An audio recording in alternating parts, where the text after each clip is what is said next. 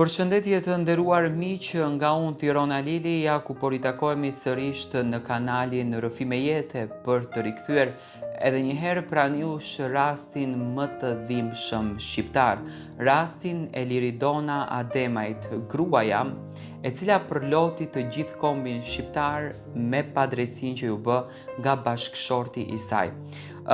Naim Murseli, Granit Kokalla u munduan që nëpërmjet advokatëve të tyre të fshehin të vërtetat, të mundohen që ta korruptojnë pushtetin, por pushteti i Kosovës dhe qeveria e Kosovës një herë për gjithmonë dëshmuan se po shkojnë drejt një rrugtimi të një shteti të drejtë, një shteti që ne po e kërkojmë, një shteti që ne po mundohemi që ta ndërtojmë, dhe Kosova sot ka korrur një sukses të jashtëzakonshëm, sidomos gjykata me vendimin që ka marrë.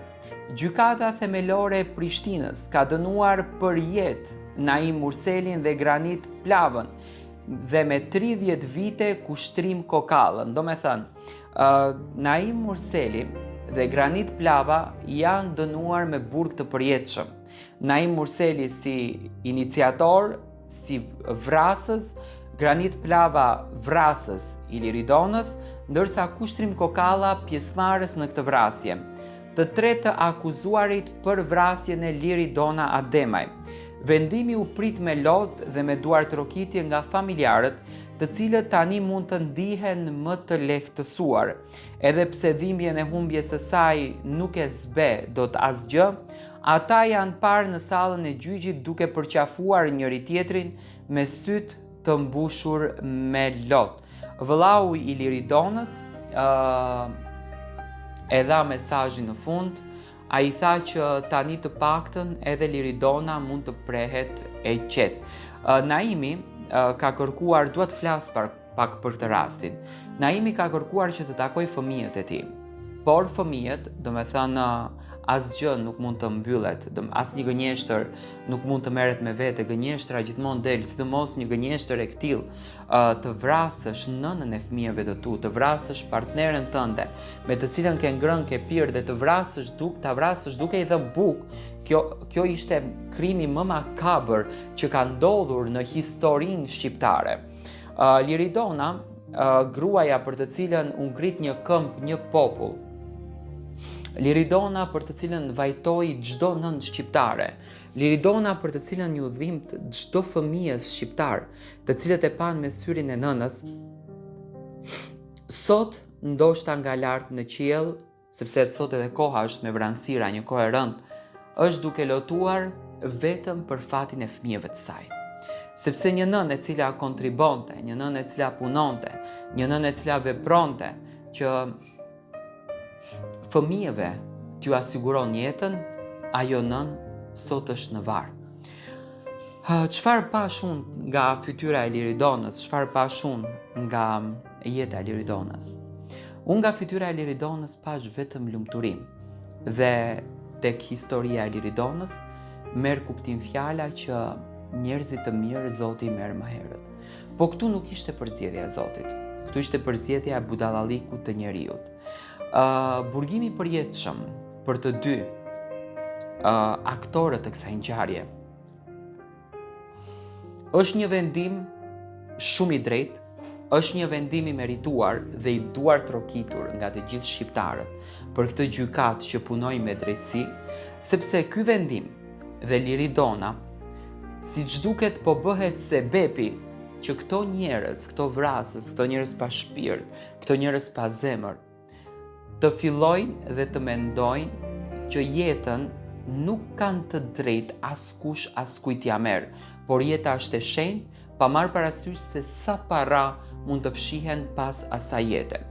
Dhe në këtë rast, vendimi me burgim të përjetshëm është vendimi më i bukur që mund t'u jepet njerëzve të cilët kanë shpirt kanibalësh dhe bëjnë vepra të këtilla, që edhe kafsha, kur mundohet që ta dëmton kafshën, mendohet, do me thënë, në jetë kemi mësuar që kafsha më shumë t'i ruan kafshën e vet, ndërsa njerëzimi në kohën ku ne jetojmë ka humbur kuptimin dhe janë shëndëruar në kafshë të vërtetë.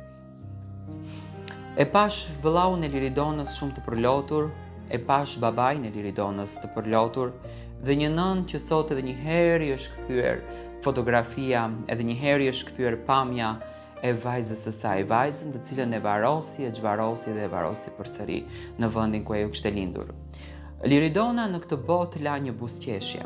Liridona në këtë botë i tregoi kësaj botës që të mos besojmë shumë, sepse kjo është një botë e rejshme dhe pikërisht tek njerëzit të cilët ne i ndjejmë më të afërt, tek njerëzit të cilët ne i ndjejmë më afër zemrës, me njerëzit të cilët ne i ndajmë sekretet e jetës, me njerëzit të cilët ne mundohemi që të ndërtojmë një diçka të bukur, ato njerëz na e shkatrojnë jetën. Për çfarë? Për disa para, sepse na jemi kishte patur disa ëndra që të bëhet VIP, të bëhet personazh i ndjekur dhe të jetoj jetën luksoze, ashtu siç jetojnë personazhet në përbot. Naim Urseli sot mori dënimin e merituar, burgim të përjetshëm, por ka marrë dënimin edhe më të madh. Dënimi më i madh për të është që fëmia i tij sot nuk e njeh më si prind. Fëmia i tij sot ka një fotografi të hidhur që do ta shoqërojë tërë jetën. Ka fotografinë kur babai e la mamin e tyre vetë në makinë, vrasësi ta vret dhe ai duke e shtrënguar me dorë që ajo të mos lëvizën më, por të jetë e vdekur pikërisht në atë skenë. Qeveria e Kosovës dhe gjykata treguan edhe një herë në këtë kohë kur shqiptarët kanë humbur besën më si në Kosovë, si në Shqipëri, si në Maqedoni nga drejtësia, Kosova e bindi edhe një herë popullin e vet që drejtësia jeton, pa marrë parasysh, a mund të jetosh në Suedi, a mund të jetosh në Gjermani. Jam i lumtur që ka gjykatës që edhe leku nuk i blen dot përpara një nëne dhe përpara dy fëmijëve të cilët jetojnë në shtëpi sociale, pa nënën e tyre, me frikra, me trauma, nga skena të cilën e kanë parë. Nuk është e lehtë për fëmijët janë të mëdhenj, me patjetër që mbajnë mend çdo gjë, me patjetër që ajo është skena më shëmtuar që atyre është ngulitur në kokë, në vend që të rriten me të gjitha të mirat, dhe kjo erdhi fal babait të tyre, fal njeriut të cilit Liridona së bashku me familjen e saj i dhan bukën, dhe jetojmë në ditën që ai që jap është bukën, ai ta ngulën thikën, nuk janë thënie kot këto.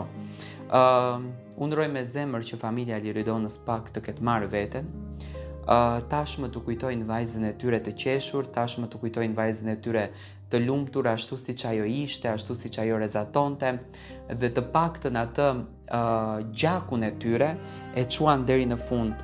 Ndonjëherë ndoshta disa të tjerë thonë, po pse nuk e vrande atë? Jo, vuajtja më e madhe është ta shohësh veten tënde duke hequr. Nëse ka vuajtje më të madhe dhe ta kuptosh me shpirt atë që ti ke bërë, urdhëro përjetoje këtë gjë.